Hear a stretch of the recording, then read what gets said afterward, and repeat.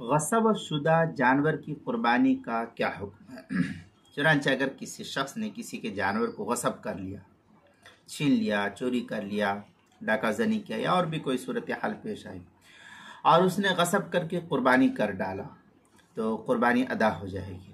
البتہ غاصب پر ضروری ہوگا کہ مالک کو جانور کی قیمت ادا کرے، جتنے کا وہ جانور ہے اتنا اس کو قیمت ادا کرے، لیکن قربانی اس کی درست ہو جائے گی۔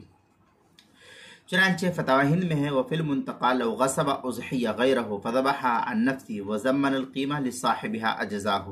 فتاوی ہندیہ جلد نمبر 5 صفحہ نمبر 303 جو مکتبہ رشیدیہ کا چھپا ہوا نسخہ ہے۔ البحر الرائق جلد نمبر 8 صفحہ نمبر 179، بدائع الصنائع جلد نمبر 5 صفحہ نمبر 76، فصل اما شرائط جواز اقامت الواجب کے تحت جو اس کو نقل کیا ہے۔ قربانی کے مسائل کا انسائکلوپیڈیا اس کے حروف تہجی غین عنوان ہے غصب شدہ جانور کی قربانی، صفحہ نمبر 107 پر اس کو نقل کیا گیا ہے۔